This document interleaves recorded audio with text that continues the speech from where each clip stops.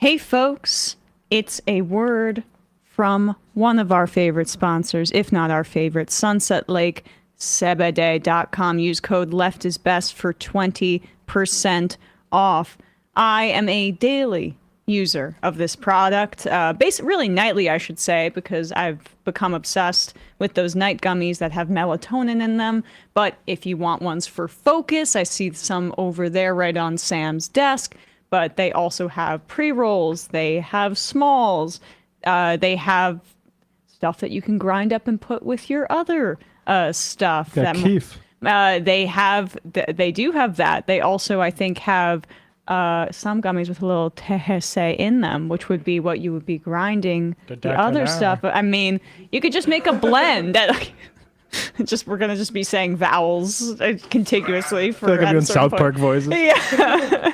But truly, I mean, it's both. I would say, as somebody who before I started working here was trying to get into CBD, I would go around New York and try to get some stuff at like bodegas or wherever you would see an advertisement. And it did nothing. You could just tell it was kind of crappy stuff. This is not the case. And I can speak to that just because I've experienced both products. Sunset Lake uses regenerative farming practices. They treat their employees well. They pay them a decent wage, and they've also collaborated with us on things like fundraising for refugee resettlement, for Planned Parenthood, and other great organizations. So you can feel good about supporting a business that is ethical and also getting a great product. Use code LEFTISBEST for 20% off. SunsetLakeCBD.com. Now time for the show. The Majority Report with Sam Seder. The destiny of America is always safer in the hands of the people than in the conference rooms of any elite. Sam Seder. They are unanimous in their hate for me, and I welcome their hatred. We must guard against the acquisition of unwarranted influence, whether sought or unsought, by the military-industrial complex. The Majority Report with Sam Seder. Ever get the feeling you've been cheated?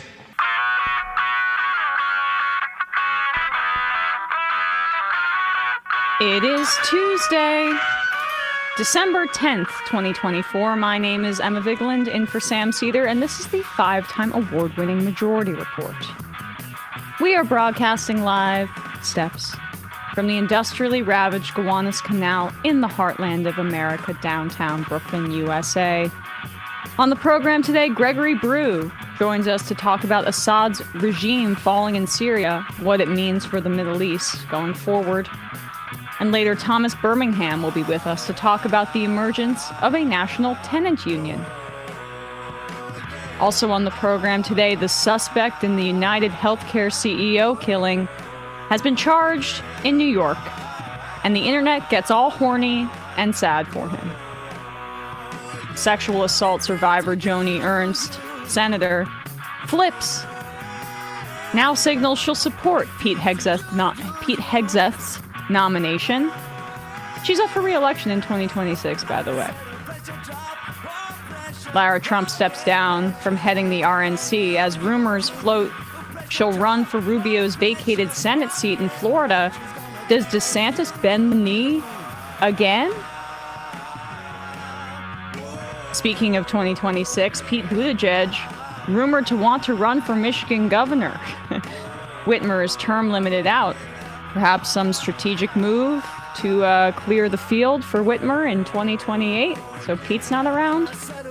Interesting.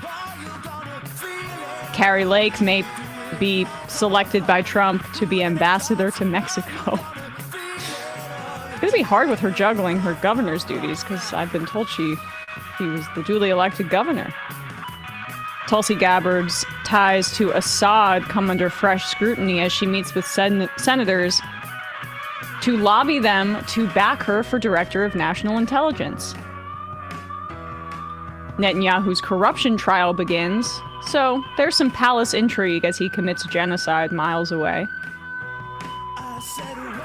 Zelensky says he's open to Western troops being deployed to Ukraine, which is a clear effort to draw Ukraine into NATO's sphere of influence without Ukraine joining NATO just yet. And there are other people to Conscript. conscript. Some good news. Schumer filed cloture yesterday on another 5-year term for a Democrat on the National Labor Relations Board. If this is successful, that means that Democrats will have control for the next 2 years under Trump. Boeing lays off hundreds in Washington and California. Malibu wildfires rage as extremely dry conditions plague the entire country this winter. And lastly, real-life succession drama. Rupert Murdoch loses in court in his effort to remove the rest of his kids from the family trust to give his eldest son, Lachlan, full control of his right-wing media empire. All this and more on today's Majority Report. I mean, Rupert's still alive? they ended that show too early. They ended that beautiful, incredible show way too early. I know it was taking a toll on Jeremy Strong's life mental health to have to be a method acting Kendall Roy that whole time. But my God, there's still so much interesting stuff coming out of the Fox News drama over there. But regardless. Imagine being a billionaire's kid and the billionaire is 93 and won't die. Yeah. And he's trying to take you out of... Wait. I think we can maybe relate to a gerontocratic older man holding us all hostage and making us miserable in the process. I'm pretty sure that we can relate to that notion. I think if you are like a spawn of Murdoch, it hits a little bit different when you're looking at all the money that you're stand to inherit Yeah. and play with once this guy tips a bucket. Yeah. If I might just read this really quickly from the Times piece on this. The legal maneuvering came to a head during several days of sealed in-person testimony in Reno in September by Mr. Murdoch, Lachlan, James, Elizabeth Prudence, and a number of their representatives on the trust. The proceedings revealed that Mr. Murdoch's children had started secretly discussing the public relations strategy for their father's death in April 2023. Setting off these discussions was the episode of the HBO drama Succession, the commissioner wrote, where the patriarch of the family dies, leaving his family and business in chaos. Oh my God. The episode prompted Elizabeth's representative to the trust, Mark Devereaux, to write a quote succession memo intended to help avoid a real life repeat. I mean, Like literally the drama of the Murdochs actually inspired the drama of the real life Murdoch. The drama of the Roys inspired the drama of the Murdochs. It really is amazing to see that play out for real. But I guess Lachlan is the personality type of Kieran Culkin's character, but he's the eldest, like Kendall. Anyway, we're going down a bit of a rabbit hole here. That's a fascinating story. Maybe we'll do a little bit more on that at some point. But so this was breaking during the show yesterday, but we now have more information on the UnitedHealthcare CEO shooter, who has been identified and then thirsted over on social media. The reaction, I think, has really puzzled many figures on the right. I listened a little, against my better judgment, to Candace Owens, and maybe we'll play that later, repeatedly emphasizing how he went You to... mean Red Pill Black? Right. Which is how she entered my life, as that was her name. That is a 4chan-esque entry into political commentary. But like, she was emphasizing repeatedly that he went to Penn, an Ivy League school. And then I see that a lot of other conservative media is running with this because they can't reckon with not what Luigi's motivations were, and I can't pronounce his last name. Mangione. What Luigi Mangione's motivations were. They can't reckon with it. Because like, if he was a class traitor, which perhaps that's the case, it kind of almost adds to the universality of the experience under our for-profit healthcare system. But either way... You know who else went to Penn, by the way? Who? Donald Trump. There you go. He was in immense pain, and it's an awful story no matter how you slice it. And murder is not justifiable, but you can understand how somebody who may have had a break may have gotten to that place given the lack of care or their inability to access care. And I'm less interested in his particular motivations. I'm way Or ideology. because it's largely irrelevant. So because as we showed yesterday with the way that Ben Shapiro's audience reacted to him criticizing the reaction to the shooter, this is a universal experience under for-profit healthcare in this country. So I find it a little odd when people are trying to pick apart his political ideology. It matters very little to me. What matters is how the rest of Americans have basically, many of them, perhaps it's more on the younger side, but many of them have said, I kind of get it. Because that is how violent our for-profit healthcare system is. It should not be a shock to people that when you say, hey, here's a private healthcare CEO, and people's first response isn't to be, oh, I'm very sympathetic and worried about his family. No, they're thinking about all the families that this person and his business destroyed. And this is going to be a bit of an issue for Fox News. So here's Laura Ingraham reacting to the news about the shooter last night on her program. We'll dig into it later. The Instagram posts from nutbag people, which I was sent in the commercial break earlier, crazy. Like, he's cute, and people celebrating this. This is a sickness. Honestly, it's so disappointing, but I guess we shouldn't be surprised. Gentlemen, thank you so much. And up next, the other big news out of New York, Daniel Penny. A lot of people think he's a hero, and tonight he's not guilty. My take next. Oh! We'll dig in. There's no ambiguity about whether Daniel Penny did or did not kill Jordan Neely. We know that he did. We've seen the video of him holding him in a chokehold for minutes on end. He had training that would indicate to him that when a body goes limp like that, and when Neely was like under 100 pounds due to basically emaciation for being on the street, he would have known that there was something seriously wrong as his body went limp in the final minutes. Daniel Penny's a government-trained killer. And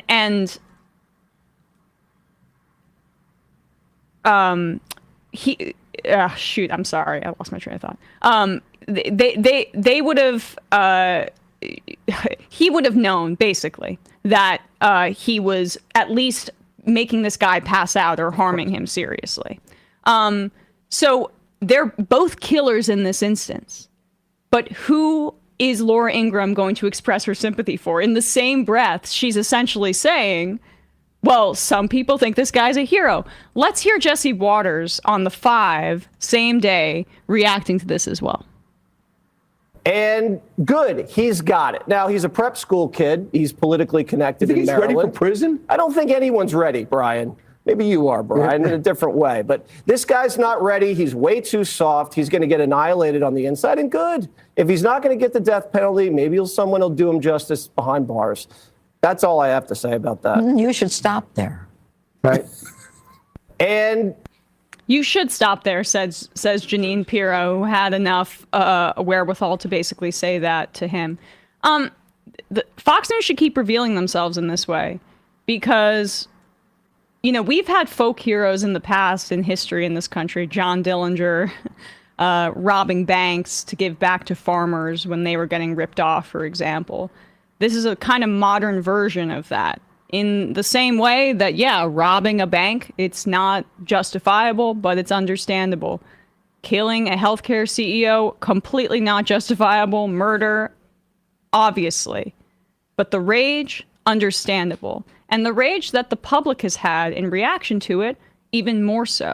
Or the understanding that they have basically displayed is really relevant at this current moment. I'm sorry, what's offensive to me is not that people, when the existence of a healthcare CEO is forced on their consciousness by a news story, react with, F that guy. What's offensive to me is the entire media trying to make that reaction somehow pathological. And actually, maybe we should be sympathetic about these people who are sucking the life out of American people. I mean, more than 20 million Americans have medical debt that is over $1,000. Half of those have medical debt that is over $2,000. It is the leading cause for bankruptcy in this country. An estimated $200 billion exists of medical debt, which is the size of Greece's economy, according to the Kaiser Family Foundation. We have 25 million people who are uninsured in this country. But even if you are insured, You're paying an exorbitant fee on a monthly basis, whether it be through your employer or through a marketplace. Thousands of dollars, often, monthly. And then you go and you have a medical episode like, say, this kid did, Luigi did. He had, according to reports, a surfing accident in Hawaii that left him with even worse back pain or other things that he'd been experiencing. And we don't know the specifics of what he was denied, but we do know that his medical situation radicalized him in a certain way and the pain that he went through with that. And I've heard that about back pain prior to this instance before. Like, that's one of the main, well, not a main one. There's all sorts of them. Anyone who has to deal with chronic pain and isn't rich is going to have a problem with their health insurance company. And for-profit healthcare, Lancet has done an analysis a few years ago. 68,000 deaths that they say are preventable according to their analysis in 2020. Now, maybe that's dipped after COVID, but every analysis really since the 2000s have estimated somewhere between 40,000 to 70,000 people die on an annual basis due to a lack of for-profit healthcare, driving them away from the care that they could easily get in the wealthiest country on the planet. And so as we're hearing this framing from, I think, a lot of people who are buying into like the Peter Thiel, J.D. Vance right-wing populist thing, like Sagar on Breaking Points, who I just don't agree with at all in this way. He's a good example of this, where I really do think that branding is essentially paper thin, because it's a giant lie. Because the money-making enterprise on the right, and what we'll always see is that Fox News drives these conversations, and the Fox News grandpas watching this in between rounds at the golf course or whatever are not going to take kindly to this kind of rhetoric, and the power players within the Republican Party, and frankly many in the Democratic Party, are going to see this as something that's threatening. But the public's response, the general 90% of people who have experienced, and I'm overestimating there because whatever, there's going to be partisanship involved. But if you're going to ask most people in this country what they think about our healthcare system, you're not going to get a positive reaction. And if you control for people who own healthcare stocks, you're even going to get a more negative reaction toward it. Exactly. So I look forward to seeing how Fox News can spin it. My prediction is that they're going to go with the Ivy League angle, the idea that he's some sort of hypocrite. But like, look, this is the kind of thing, oddly, I'm not trying to bring myself into this, but I've gotten this before as somebody that had parents that were lawyers and I had comfort growing up or whatever. Call him a class traitor. Call me a class traitor. I don't care. Why is it a problem when Ivy League people are doing things that challenge but that's the problem, is like we're seeing these analyses of graduates from Harvard. Something like 40% of them are going into consulting or finance. Our elite institutions shouldn't just be there to replicate wealth. Well, it should be I there have some to bad news about the history of Ivy Leagues. Well, I know, but literally, I mean, we know that, but I'm just saying for people who don't know and might buy the Candace Owens line of things, these institutions were made as finishing schools for the rich and powerful. And like that, like people do this and apparently they're woke or something is ridiculous. It's silly. So I think that's like a test narrative. We'll see what they come up with on that at the end of this. Jesse Waters, saying he's too soft. This is the school this is where Jesse Waters went to high school. This is the Friends School in Glen Cove, New York. So I guess he knows something about what being soft and being hard. And also Scarlet Red made this point on Twitter, but I love the implication that there's just a bunch of guys in prison ready at a moment's notice to defend the honor of health insurance CEOs, as if it's like a crime against a child or something like that. No, it's not really the same. I don't think. Right. Exactly. All right, folks, quick break. We're going to have a word from our sponsors. And when we come back, we are going to be speaking with Gregory Brew about what's happening in Syria. Be right back.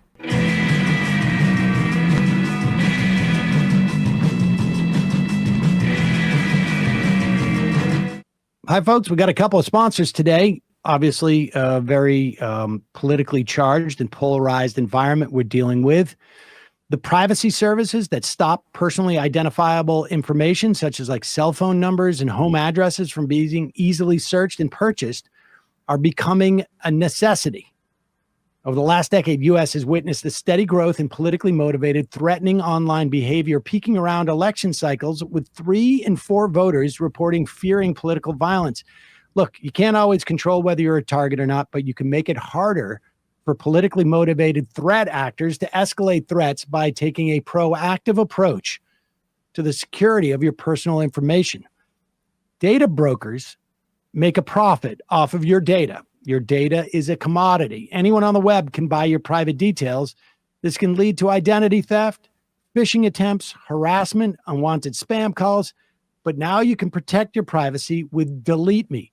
I've been using DeleteMe, I don't know, maybe 6, 7, 8 years now, way before they became a sponsor, because obviously my security is something that has been a concern of mine for a long time, and there's so much information online. DeleteMe is a great service that basically goes in and erases your information from all these data brokers, but keeps doing it over and over again because the data brokers repopulate this information.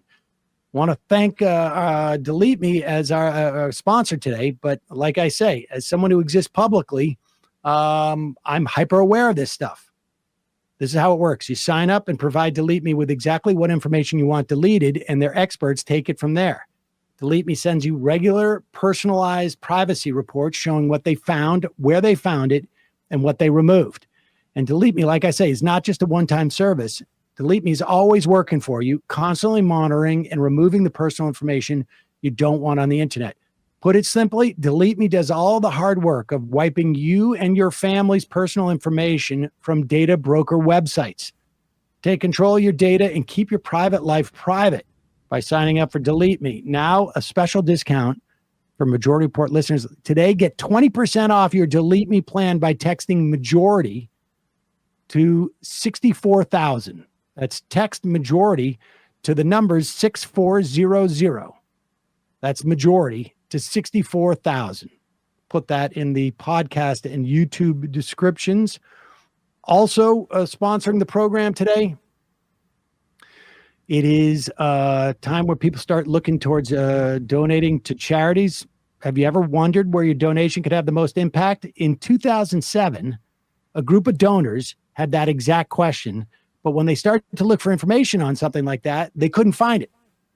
So their experience led them to create GiveWell. It's an organization that would provide rigorous, transparent research about the best giving opportunities they found. Now, GiveWell has spent over 17 years researching charitable organizations and only directs funding to a few of the highest impact opportunities they found.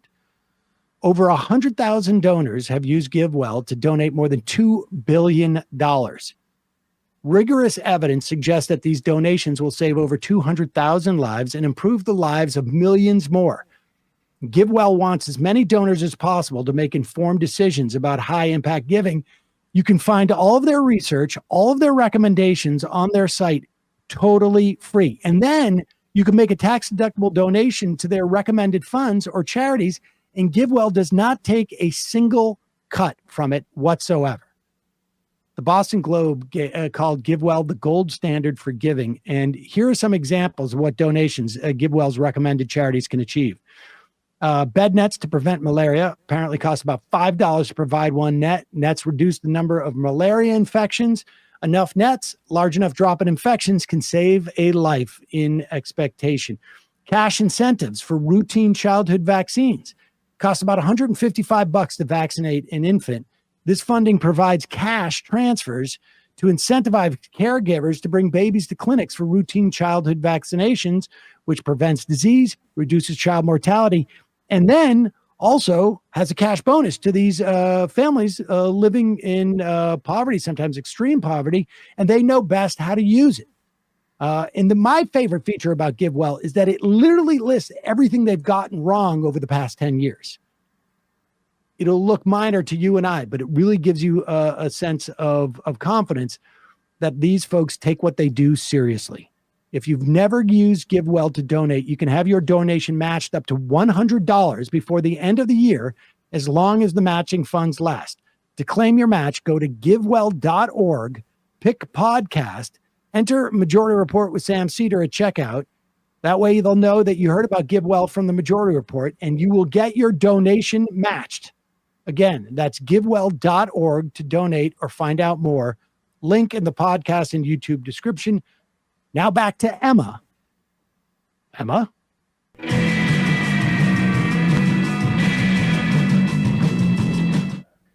We are back, and we are joined now by Gregory Brew, senior analyst at Eurasia Group, focusing on Iran and energy. Gregory, thanks so much for coming on the show today. Thanks for having me on.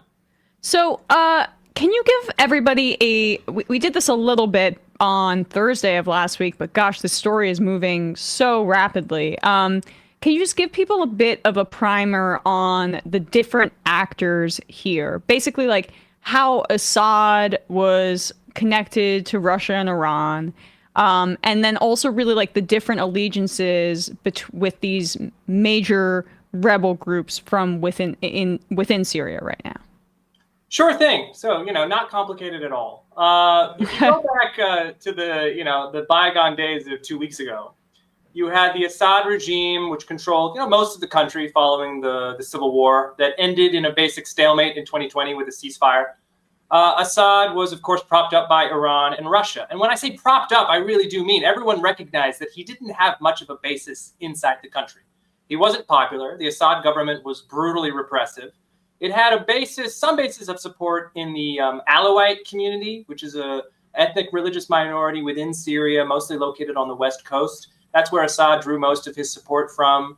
But the rest of Syria hated him as a brutal dictator. He really relied on Russia and Iran to provide the military support that he needed to keep the country under his control. Now, beyond that, there were rebel groups that were operating out of the city of Idlib in the north of Syria. Hayat Tahrir al-Shams, or HTS, was one of the largest and most powerful of these groups. It was running the city of Idlib with a certain degree of Turkish support, although honestly, HTS was mostly running its own show. HTS was formerly an affiliate of al-Qaeda. It emerged from the Syrian civil war as a Sunni jihadist group, pretty radical group. But for the last couple of years, HTS had kind of consciously moderated its tone a little bit, tried to create the sort of sense that it was working towards a nationally unified Syria, not necessarily one that would be run by jihadist beliefs.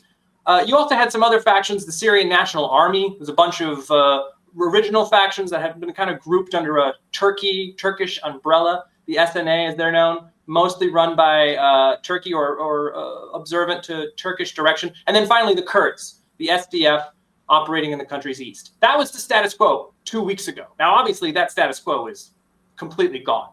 HTS, yeah. I just wanted to pull up a map so we can give a sense of how things have changed, not this one, the other two. So this was November 27th, and you can see here how, at least technically, the Syrian government forces, that big red one, this is Al Jazeera, thanks for this map, had control of the territory by that point. But with the SDF controlling, I guess that's like, a bit of the northeast region, but this is where we are at today as of December 8th. They've basically been completely pushed out, and you see how the Syrian opposition fighters have taken control over the majority of the territory there, although, as you mentioned, the SDF, the Kurdish SDF, has expanded, it appears, or at least still controls the northeast of the country.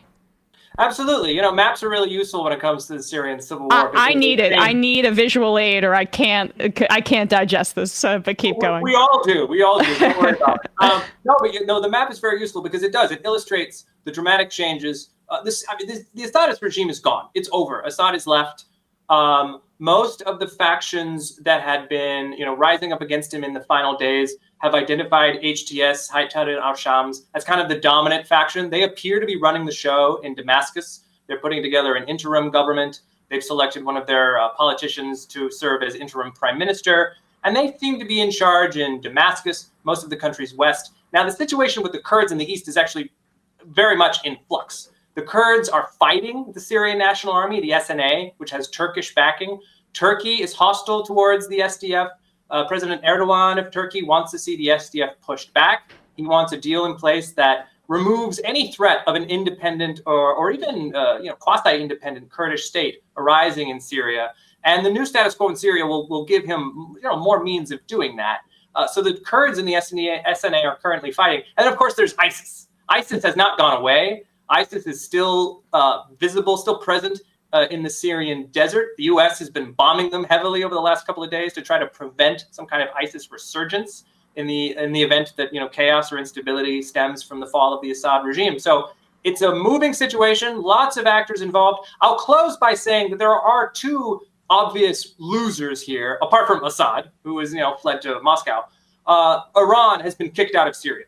Syria was Iran's ally for 45 years. Assad was really their only reliable national leader in the region. Iran used Syria as a supply corridor to support its ally Hezbollah in Lebanon, which of course has been heavily weakened due to the war in Israel. And Syria was an important part of Iran's so-called axis of resistance. All of that is over now. They've been kicked out. They can't resupply Hezbollah. Their position across the Levant and Lebanon and Syria has been effectively destroyed.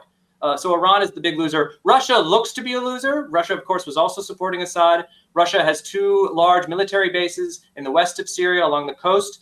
Right now the situation there is a little bit uncertain. It doesn't appear as though the Russians have withdrawn. But given that HTS is likely to look to Turkey for support and potentially even the Gulf Arab states, I would say that the odds of Russia eventually being forced out of Syria are pretty high. And we should note that, at least the United States backs these Kurdish forces in many ways. The Syrian Democratic Forces is my understanding. Can you talk a little bit about the United States' role here, including the sanctions that were placed that may have had an effect on weakening Assad, but as you've mentioned, his position was quite weak already. Sure thing. So on the question of the Kurds, the U.S. support for the Kurds really stems back to the beginning of the Syrian civil war. The Kurds, as a national movement within Syria, were a little bit more cohesive. They were able to form a united opposition against Assad's rule fairly quickly. But the war against ISIS made it even more imperative to support the Kurds, because the Kurds were very much on the front lines in 2014 to 2016, fighting ISIS, pushing back against the Islamic State. The United States provided largely air support for the Kurds to help them push back ISIS. There are around 900 U.S. troops in eastern Syria. The reason that they're there is to contain and combat ISIS while also providing support for the Kurds. And even as ISIS has receded as an issue, the U.S. has stayed put. We still have troops in Syria. They're still there supporting the Kurds. The question as to whether that support continues when Donald Trump becomes president next year is kind of the crucial question. Without U.S. air support, the Kurds will become much more vulnerable. Turkey will likely move against them more aggressively. Again, as I mentioned, Erdogan sees the threat of a Kurdish state in Syria as a major issue, a top priority for him. Moving back to the question of sanctions, you mentioned, yes, the U.S. and the international community had put Assad under very heavy sanctions.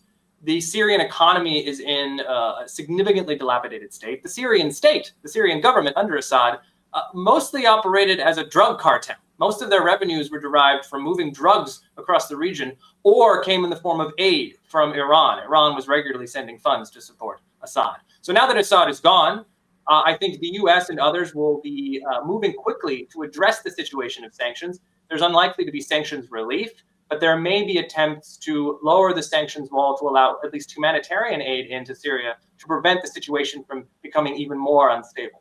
And to also, of course, that's a way to engender some goodwill in whoever takes control in the power vacuum here. And this is not something new that the United States has engaged in. We've covered many of their efforts on this front on the show previously. But I am curious about Iran's motivations here in not coming to Assad's defense.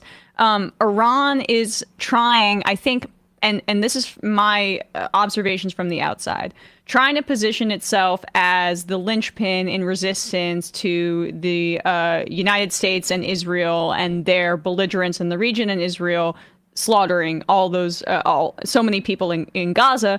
We will get to the fact that Israel has taken some Syrian territory over the past 2 weeks. We'll put that aside for now. But given the fact that Iran just elected this reformer president, did the politics of supporting Assad, who was so brutal, who did kill so many of his own civilians, as they're trying to look like the center of the resistance to U.S. slaughter of U.S.-backed Israeli slaughter of a majority Muslim population, did that play into it, or is it more that Iran internally has its domestic situation is so weak and there's so much fighting in their own domestic political situation that they just weren't in a position to help Assad? Well, there's a couple of important elements to consider when we look at how Iran has reacted to the fall of Assad, or should I say, the lack of Iranian reaction. Of course, as you noted, Iran did essentially nothing to prevent the fall of Assad, and we can get to why or how in just a moment. There was quite a lot of frustration with Assad in the days, in the months, even in the years before his collapse. Unfortunately, or perhaps not surprisingly, very little of it had to do with the brutality of his regime. The Iranian regime, the Islamic Republic, was growing frustrated with Assad because they saw him as a less than ideal client, a less than ideal ally. He did almost nothing to put pressure on Israel in the aftermath of October 7th as part of the sort of United Axis of Resistance campaign to try to pressure Israel following the Hamas attack. Assad mostly sat on the sidelines. There was very little activity from Syria to pressure Israel. At the same time, the Iranians were growing concerned that Assad was working sort of behind the scenes, was maybe going behind their backs, forging new ties with Gulf Arab states who were putting pressure on him, offering him incentives, economic incentives, to pull himself and his regime away from Iran. There are widespread suspicions that Assad has been selling out Iran and selling out the positions of Islamic Revolutionary Guard Corps officers to Israeli intelligence. There, of course, was the Israeli airstrike on the Iranian consulate back in April that killed a number of IRGC officers. It has been privately and now increasingly publicly speculated that Assad provided Israel with that intelligence. Now, these are all speculations. These are all accusations. Can you say why he would do that, given the fact that Assad is an oppositional figure to the United States? Money? Well, it goes to, so where Assad saw himself in the months before his sudden and unexpected collapse. Assad, he had been bailed out by the Iranians and the Russians. He had been saved. His position had stabilized by 2020. By 2022, there was growing interest, particularly in the Gulf, to normalize with him, to normalize relations with the Assad regime, to provide money to try to pull him away from Iran. And I think, this is, me sort of speculating here. I think Assad was looking for room to maneuver, to pull himself away from Tehran, to free himself from the yoke of Iranian control. And he was sort of trying to, work both sides against the middle. The Israeli element here, Israel had sort of an open secret, had a tremendous degree of intelligence penetration of the Syrian government, which we have now seen evidence of over the last few days as they've been bombing virtually every piece of Syrian military infrastructure. They've been able to do that because they know where all of it is, because they had intelligence operations running in Syria for years. So Assad was maybe trying to maneuver himself in a position that would benefit him and pull himself away from Iran. The Iranians were aware of that. Now, that does not mean, I don't think, that they let him go, that they sort of watched as HTS overran his positions and said, good riddance. The Iranians responded to the fall of Aleppo, I guess it was not even 2 weeks ago. They responded with concern, alarm. There was a diplomatic effort made to reach out to the Syrians. We now know that Iran's foreign minister went to Assad and said, your army has to, what's happening? Why aren't you putting up more of a fight? And I think as his position collapsed over the course of several days, I don't think the Iranians were really in a position to do much to stop it. They didn't have assets in position. Hezbollah was once a very powerful force within Syria and helped prop up Assad during the civil war, but Hezbollah was not in a position to deploy troops. Any troops that Iran could have deployed via Iraq, the militias that Iran has backed there, would have had to come in cooperation with the Iraqi government in Baghdad, and Baghdad was pushing back against those kinds of requests. And given the fact that the Syrian army was collapsing so quickly and that Assad didn't seem to have any support from inside the country, I think the argument likely prevailed that contributing resources to a battle that was already lost would have been a waste. So Iran let Assad go, perhaps in part because he had become a source of frustration and perhaps more of a liability than an asset. But I think they had to let him go because they had no alternative. Their position had become too weak. And as you note, their own domestic position is becoming increasingly insecure. The economy is poor. The regime is struggling with credibility and legitimacy issues. The current president, a reformist, as you note, Masoud Pezeshkian, has made it central to his message that Iran needs sanctions relief, that it needs economic support, and that perhaps, and I say perhaps because they don't say so publicly, but that perhaps expensive interventions and militias operating throughout the rest of the region are too much of a burden for Iran to maintain. So this all raises the question of what Iran is going to do in response to this crisis. There are a number of options available. One is trying to seek a deal to get sanctions relief for its economy. Another is to potentially find a new source of deterrence, a new source of security, now that the axis of resistance has crumbled. And they have an alternative in that regard, the nuclear program. So we're all watching very closely to see what might happen in that regard in 2025. I mean, but if Kamala Harris had gotten elected, and if it was as it was rumored that she was going to make her national security advisor, gosh, I'm forgetting that guy's name already, Phil Gordon, who had been integral in negotiating the Iran nuclear deal with under the Obama administration, that could have been a path forward with a reformist in office in Iran to avoiding like the development of Iran's nuclear weaponry, even though I know they're quite far along at this point. But we could have begun to have talks about re-entering and perhaps cooling tensions with Iran, with Marco Rubio and all these hawks being floated for Secretary of State under Donald Trump. Like, I'm immensely concerned that if Iran is growing more desperate under a sanctions regime that I don't believe will let up under Donald Trump, it'll probably get worse. What does that mean for their aims and ambitions in the region? And could that actually draw the United States in even further into the Middle East militarily? Well, I think there are three sources of concern when we look at the possibility, the risks of escalation in the Middle East that could pull the United States in, as you say. The first is this new position of weakness that Iran finds itself in. Its allies have crumbled. Its position is in full retreat. It has no alternative source of conventional deterrence. And this is going to put a lot of pressure on the regime to consider a nuclear deterrent as the only conceivable alternative to keep their position, not only their regional position, but also the position of the regime. The regime looks weak. And there is an active conversation, an active discussion inside Iran. Look at Libya. Look at Syria. Look what happened there. Now look at North Korea. What's the difference? And there's an increasing openness this year in 2024 to discussing the possibility of building a nuclear weapon. Even that discussion happening in public is notable. It did not occur in public before. So there is a real possibility that Iran moves to a bomb on the basis of its weakened position. The other two elements of concern, as you note, the makeup of the likely Trump national security team. Trump himself likes to talk about a deal with Iran. If I had to venture a guess, I would say that he looks on a deal as preferable to military action. He imagines himself a deal maker. He imagines himself as a bringer of peace. He also sees himself as someone who can come in and clean up Joe Biden's mess. And to some extent, Barack Obama's mess, right? He likes to imagine that a better deal is possible under him than was possible under Obama. That being said, every one of his appointees suggests to me that a return to maximum pressure is base case in 2025. Yep. In order to negotiate, you need a team.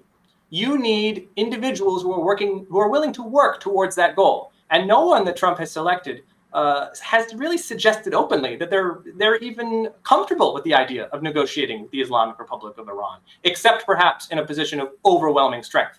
And this gets to our third source of potential concern, Israel.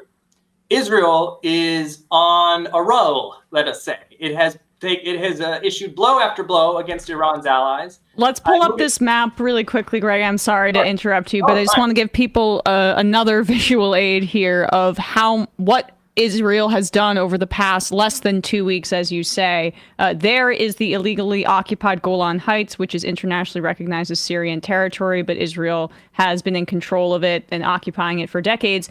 They have moved past. Apparently, the Golan Heights used to be the buffer zone for Israel between the terrorist hordes in Syria, and now they need a buffer zone for the buffer zone. You can see how they have taken even more territory over the past 2 weeks. That's just the context. And as you're saying, Gregory, they have also been bombing all of Syria's military sites during this process. Right. So it does. It speaks to an Israeli position that is emboldened, that is confident. It's not only the campaign in Syria that we've seen play out over the last couple of days. It's the success of the war in Lebanon. I don't think it can really be sugarcoated that Israel has won a victory, perhaps not a complete victory, against Hezbollah in Lebanon. There was also the success of the strike against Iran in October, which feels like ancient history now because of so much has happened since. But Israel was able to do significant damage to Iran's military infrastructure in October and has suffered no retaliation as a result. So Iran looks weak, and this naturally gives Israel more of greater scope for undertaking more actions against Iran. That could potentially mean actions against its internal infrastructure, its military position. It could potentially mean an Israeli strike against the nuclear program that comes without direct U.S. involvement. Now, the scholarly consensus, the consensus in the analytical community, is that the U.S. has to be involved in order to drop bombs that are large enough to destroy the Iranian program. But we've seen Israel more willing to take risks. We've seen Israel more willing to strike against Iran from a position of strength.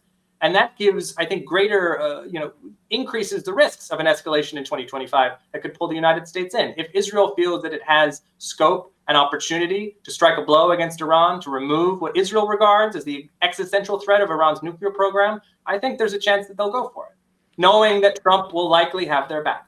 Yeah, and that is a terrifying prospect. It's a remarkable turn of events in the sense that Israel looked a lot weaker than it did, I would say, prior to the events over these past 3 to 4 weeks.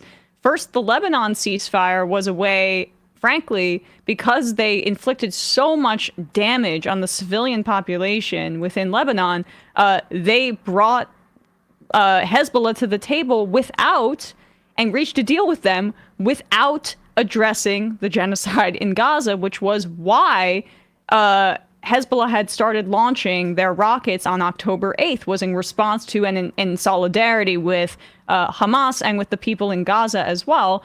And they were able to reach a deal with them without addressing that, without reaching a ceasefire in Gaza. And then now, with this turn of events, Assad, brutal, all of that as you described, but like another domino that falls where Hezbollah was severely weakened, and then Assad, another ally for Iran, now in Moscow. Yeah, absolutely. I mean, if you're looking at Israel's position now versus what it was a few months ago, it is undoubtedly stronger. The goal of Israel against Hezbollah was the separation of the fronts, right? Reaching a conclusion or at least some kind of ceasefire or agreement on the northern border with Lebanon without having to conclude operations in Gaza or reach a ceasefire agreement with Hamas. And now that's been accomplished. And I think moving into 2025, the larger goal for Israel, and Netanyahu has said this, is to address the threat of Iran. Right? Consistently, we hear from Israel that the real problem, the real threat, is not Hezbollah, is not Hamas, but it is Iran. And given that they're likely to receive support from Trump in 2025, given that Iran looks very weak, given that Iran's conventional deterrence has been stripped away, that puts Israel in a pretty strong position to do what it's been doing so far, use military force to remove potential threats and strengthen its own position. Lastly, before we let you go, Turkey's role in this. They are a NATO ally, but there were reports earlier, I think maybe yesterday, that the U.S.-backed forces and Turkish forces had come into conflict with one another. Obviously, this presents an issue given that allegiance via NATO for Turkey and the United States.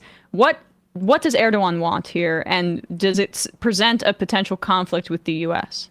It's interesting. Before coming on, I saw a tweet from, I think, maybe the U.S. Spokesman, John Kirby, that said the United States is in contact with Turkey and is in contact with the SDF. And I thought that was interesting because currently Turkish proxies in Syria are fighting the SDF and pushing them back. This speaks to Turkey's position regarding the situation in Syria. What Turkey wants, what Erdogan wants, it's really three things. The first is some kind of new political status quo in Syria that permits the return of Syrian refugees. There are something like 3 million Syrian refugees in Turkey, and Erdogan wants them to return to Syria. That is one of his priorities. So establishing some kind of normalization with whatever government emerges in Damascus is a goal for him. I think the more important, though, and more immediate goals are addressing the security threat that Turkey feels is posed by the existence of the SDF across the border in Syria. There are, of course, Kurdish groups, Kurdish factions that are operating in Turkey that the Turkish government perceives as being a threat to Turkish security. The SDF being present in Syria has long been regarded by Turkey as a threat to Turkish security. Turkey is using its groups, its proxies, its allies in Syria, the Syrian National Army, to push back against the SDF.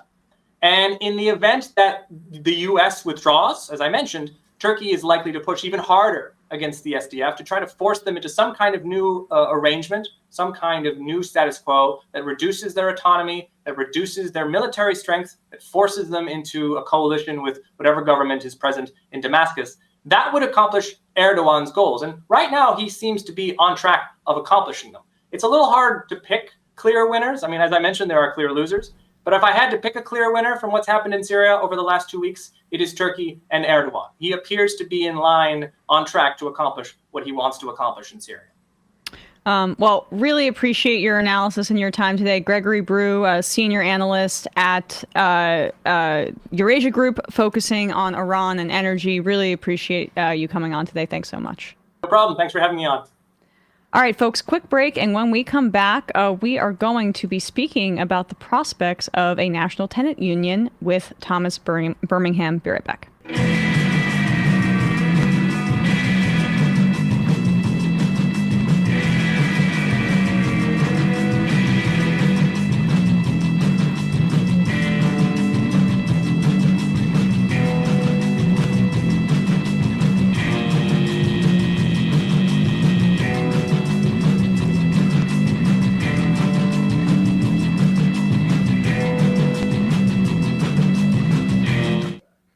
We are back, and we are joined now by Thomas Birmingham, a reporter in New Haven who has covered housing and tenants movements in magazines like In These Times, The Appeal, and The Nation, where his latest is published entitled In the U.S., Tenants Are Usually on Their Own. Can a new national tenant union change that?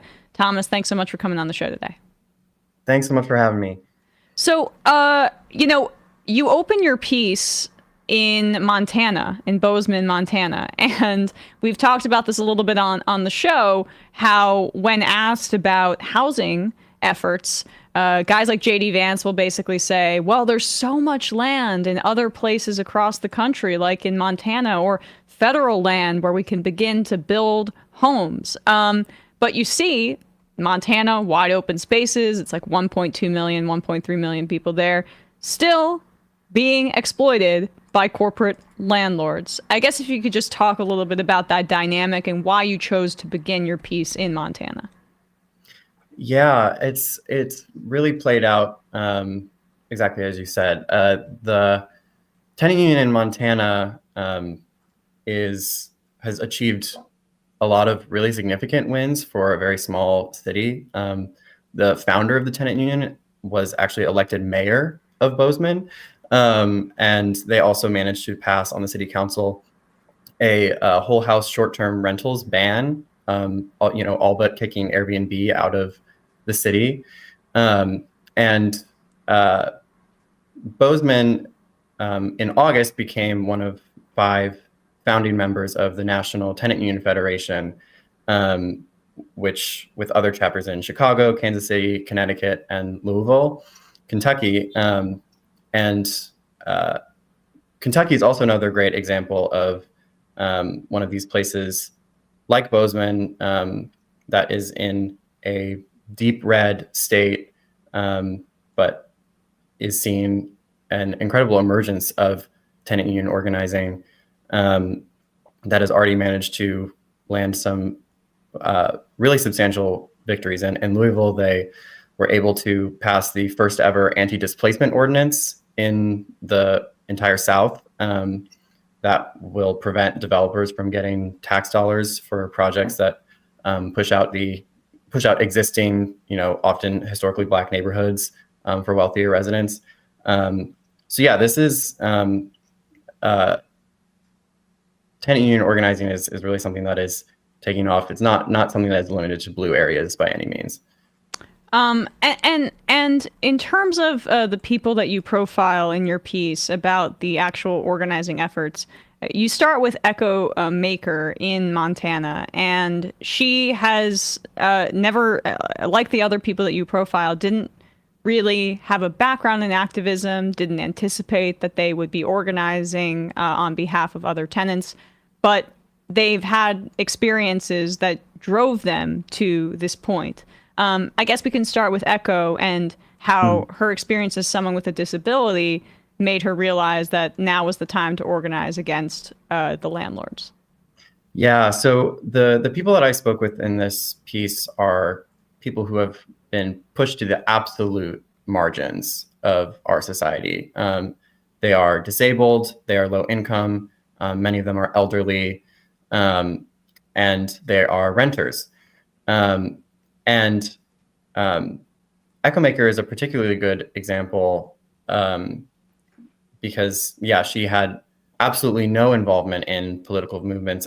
She mentions that the closest she ever came to any organizing was helping out with a parade or her homecoming float in high school.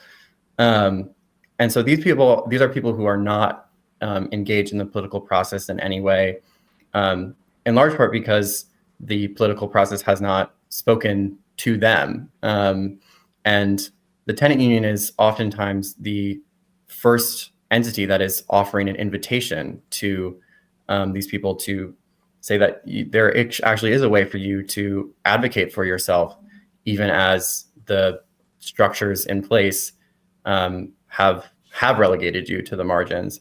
And so what the tenant union is, and particularly the Tenant Union Federation, is showcasing is that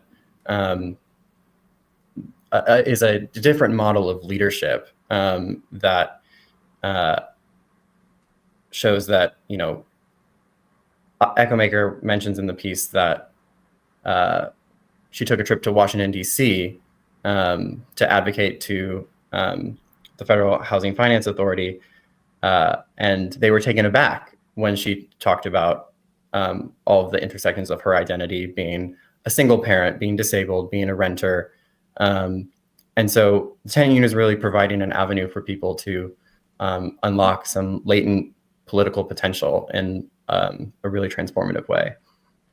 And so what are the parts of the housing market that this organizing effort is attempting to challenge in particular?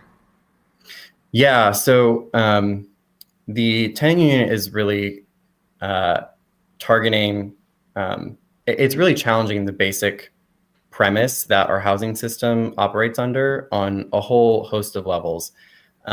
It's asking, why is it that, we can allow private equity firms, these massive out-of-state corporations to buy up all of these properties, jack up the rent, especially as we saw during the COVID pandemic. Prices went up in those first couple of years, 20-30% in many areas, and are still going up, even at a lesser rate. And so the tenant union is really just creating a avenue to challenge and provide a check against that as it continues to progress, especially with little to no pushback from the federal government. And they're achieving that in many different ways. They're exploring it through social housing campaigns. The Connecticut Tenants Union is one of the chapters of the Tenant Union Federation, and they are really pioneering efforts to find ways for tenants to actually take control of and purchase their properties when they go up for sale. And they also are seeing it at the electoral level. In Kansas City, they've elected many members to the city council. And it's really just getting to the question of, this is a contract that renters have entered. And if the landlord is going to violate the contract by or change the contract in such a way that it becomes, $200 more, $300 more, without making any meaningful repairs in these buildings, then it's only up to the tenants to realize their collective power. And the tenant union and the tenant union federation is already showing how effective that can be in the areas they're organizing. Right. And so you mentioned in your piece that the TUF, the tenants union, was able to get Biden's ear in the waning parts of his presidential campaign, where he did talk a little bit about taking on these corporate landlords. And it was clear that, he was honestly trying to save his candidacy a little bit, but it was still encouraging to have this out there. If you could explain how that went down with these organizers. Yeah, so that campaign dates back to 2021, 2022. When they settled on targeting the Federal Housing Finance Authority, which supervises Freddie Mac and Fannie Mae, and really wants to challenge, how the federal government is actually, inextricably linked from the way that all these massive corporations are buying up so much housing. Most of them have to rely on these loans from the federal government to be able to do it. But because the Federal Housing Finance Authority is controlled by the executive, that gives the executive branch a lot of power to enact reforms in the buildings that these loans exist in, and which would include a federal rent cap in any properties that have loans from Freddie Mac or Fannie Mae.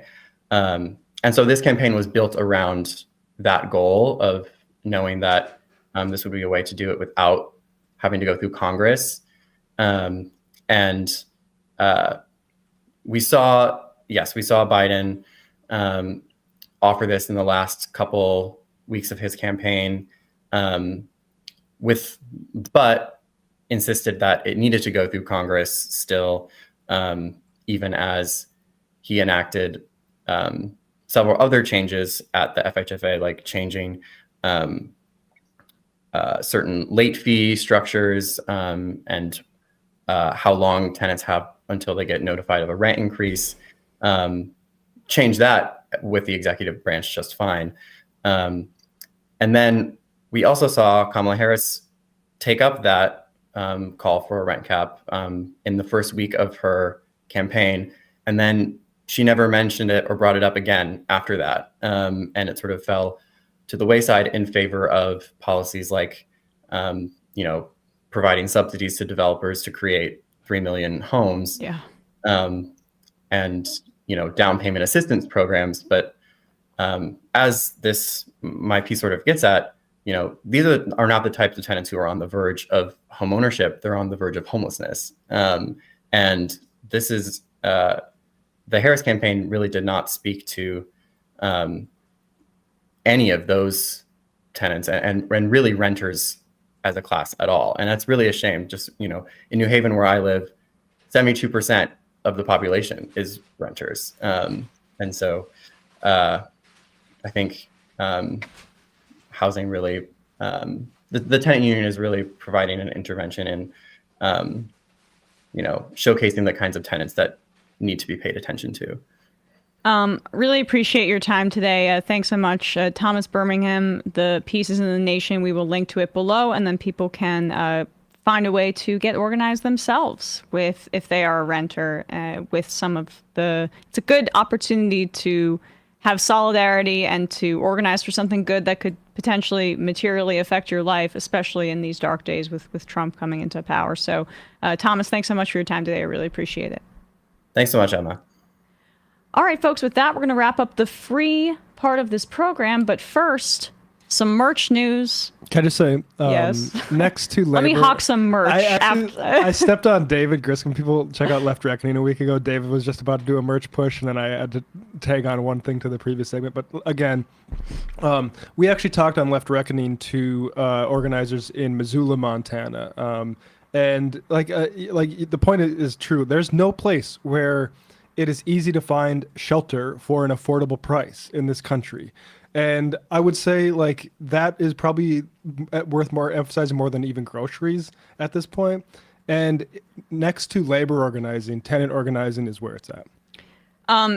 Truly. But I mean, talking about organizing for better lives really got in the way of me trying to sell some things. Sorry. So, well, here, but it not to be tongue in cheek about it. It's really important. And I do think that, when we're talking about an economy that works for people, housing being so privatized and overly inflated at this moment contributed to like the immiseration that people are feeling. And so when you see this reaction to the healthcare CEO shooter and you see how people have to like scrape and claw by to make rent on, I mean, that's more than half of this country that is living paycheck to paycheck. So, and a lot of those people are renters. And the Democrats have to return to speaking to that. They're allergic to speaking as workers and as renters. It's like, oh, you're a renter? Well, wouldn't you like to be a property owner in the future? Yeah. Like, how about people live good lives without being entrepreneurs or property owners? Yeah, exactly. And because that's also the economy that they create, and then there's this guilt that's imposed upon people as if they've done something wrong for not being able to, I don't know, have hundreds of thousands of dollars or tens of thousands of dollars saved up for a down payment on a home. With that said, anyway, Emma, you have some ads to do, so yeah. Live from the Polymorph. Go ahead. Do I transition to commerce? Should we sell the naming rights to this studio? How much is that worth? Sunset Lake, live from the Sunset Lake CBD studios. All right, so here's some merch. My hats. There we go. Look, and Majority Report limited edition for the rest of the year. Baseball hats. If you want to celebrate my version of the show as I slowly do a coup against Sam Seder, don't show him this clip, you can go to shop.Majority Report Radio and buy that hat if you would like. Mugs also back in stock. So get these while they're hot. The anniversary mugs for the 20th anniversary of the Majority Report, they are back in stock for pre-order. They're limited edition as well. So if you would like one of those cool, slick black mugs, I have one right now where I'm drinking my water. There you go. It's very nice. You've got the Majority Report logo on one side and 20 years on the other. Shop.MajorityReportRadio.com for that.